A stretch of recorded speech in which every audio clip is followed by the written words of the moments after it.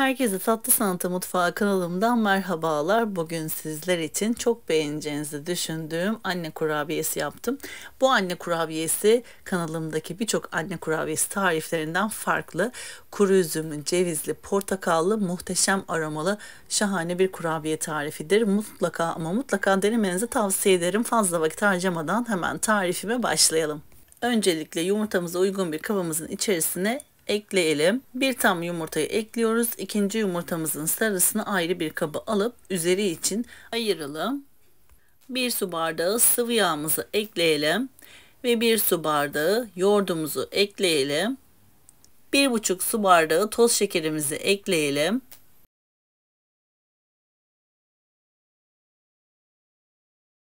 Malzemelerimizi spatula yardımıyla hafifçe karıştıralım. Daha sonra iri çekilmiş, dövülmüş yarım su bardağı cevizimizi ekleyelim. Dilerseniz 1 su bardağı ceviz de ekleyebilirsiniz. Ceviz aromasını çok seviyorsanız 1 su bardağı ceviz de ekleyebilirsiniz. Ben yarım su bardağı iri çekilmiş ceviz ekledim. Alternatif olarak ceviziniz yoksa eğer kavrulmuş fındık da ekleyebilirsiniz. Kavrulmuş fındık da çok yakışıyor. Tavsiye ederim. 1 su bardağı kuru üzümümü ekliyorum. Kuru üzümlerimi önceden yıkadım ve süzgeçten süzdüm. Süzdükten sonra ekledim ve spatula yardımıyla tekrardan karıştırıyorum. Karışımımızı yaptıktan sonra 6,5 su bardağı un ekleyelim. Kullanmış olduğum su bardağı ölçüm 200 mililitredir. Unumuzu mutlaka kontrollü bir şekilde ekleyelim. Çünkü kurabiye harcımızın içerisine eklediğimiz yumurtalarımızın büyüklüğüne göre unun miktarı değişkenlik gösterebilir. 6 ile 6,5 su bardağı oranında farklılık olabilir. Ben toplamda 6,5 su bardağı un kullandım.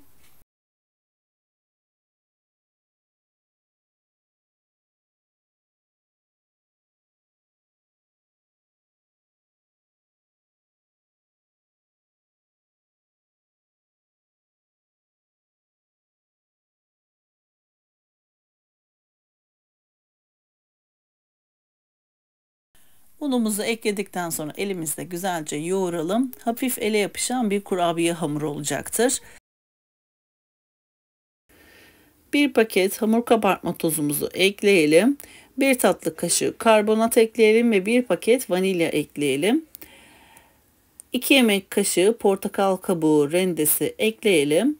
Bu malzemelerimizi de ekledikten sonra elimizde güzelce yoğurup karıştıralım. Dilerseniz portakal kabuğu rendesi yerine limon kabuğu rendesi de kullanabilirsiniz.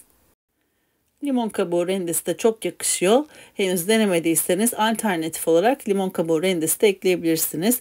Hamurumu güzelce yoğurduktan sonra yakından da gördüğünüz gibi ele yapışan bir kurabiye hamuru elde ettik. Şimdi hemen avucumuzun içerisine yuvarlayarak kurabiyelerimizi hazırlayalım. Ben bu sefer anne kurabiyesinin orijinal büyüklüğünün dışında daha küçük boyutlarda hazırladım. Dilerseniz bu aşamada daha büyük boyutlarda da yapabilirsiniz. Daha küçük boyutlarda da kurabiyelerinizi hazırlayabilirsiniz. Ben daha küçük olmasını istediğim için cevizden biraz daha büyük kurabiye hamuru elime alarak avucumun içerisinde yuvarladım. Ve hafif aralıklı bir şekilde diziyorum. Kurabiye hamuru bitene kadar bu işlemi yapıyorum. Benim gibi bu şekilde küçük boyutlarda kurabiyelerinizi hazırlarsanız daha çok anne kurabiyesi elde edebilirsiniz. Orijinal boyutu gibi büyük boyutlarda anne kurabiyesi hazırlamak istiyorsanız kurabiye hamurunuzdan biraz daha büyük parçalar kopararak büyük boyutlarda anne kurabiyeleri hazırlayabilirsiniz.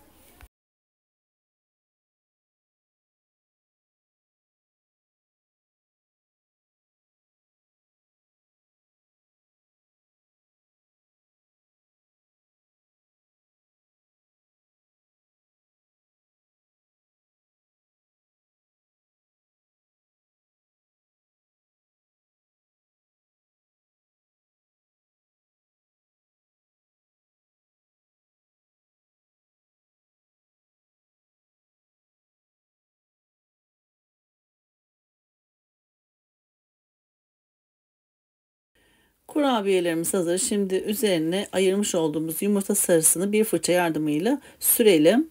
Daha sonra robottan geçirdiğimiz cevizimizin içerisine batırıp kurabiyelerimizin üst kısmını tamamen cevize bulayalım ve hafifçe toz şekeri serpelim. Üst kısmını da cevizle buladığınız zaman, fırında piştiği zaman kurabiyeniz kek ve kurabiye dokusunda oluyor. Üst kısmının cevizin kıtırlığı da çok güzel oluyor. Mutlaka ceviz serpmenizi ya da benim gibi cevize bulamanızı tavsiye ederim. Benim bu ilk tepsimde oldukça bereketli bir kurabiye harcıdır. O yüzden daha az yapmak isterseniz kurabiye malzemelerinizi yarı olarak yaparak daha az kurabiyeler elde edebilirsiniz. Bu tarifle ben 60 adet kurabiyeler elde ettim ama gördüğünüz gibi kurabiye boyutlarım oldukça küçük.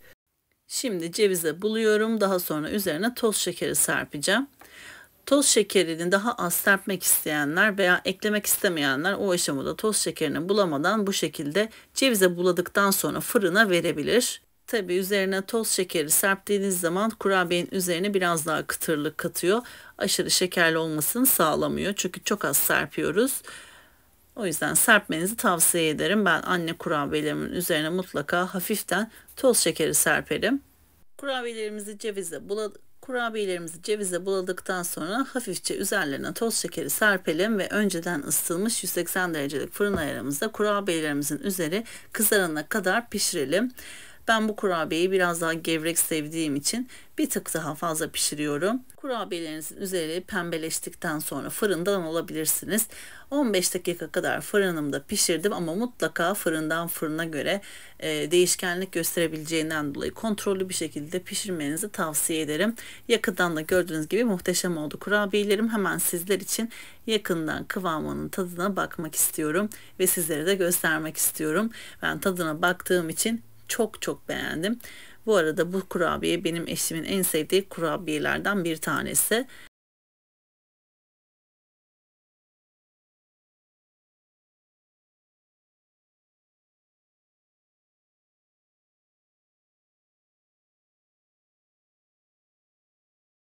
Sizler kurabiyenin iç dokusunun kıvamını izlerken küçük bir hatırlatmada bulunmak istiyorum. YouTube kanalıma henüz abone olmadıysanız YouTube kanalıma abone olmayı, paylaştığım videolarıma beğeni bırakmayı lütfen unutmayınız. Sizlere yepyeni tarifler paylaşabilmem için paylaştığım videolarıma beğeni bırakmanız benim için çok önemli. Şimdiden destekleriniz için çok teşekkür ediyorum. Yepyeni tariflerimden anında haberdar olabilmek içinse bildirim zilini lütfen açınız. Böylelikle yeni paylaştığım tarifleri anında görebilirsiniz. Tarifimi beğendiyseniz eğer sevdiklerinizle paylaşabilirsiniz. Beni hangi şehir veya ülkelerden takip ediyorsanız yorum kısmına yazarsanız gerçekten çok mutlu olacağım. Şimdiden teşekkürlerimi sunuyorum.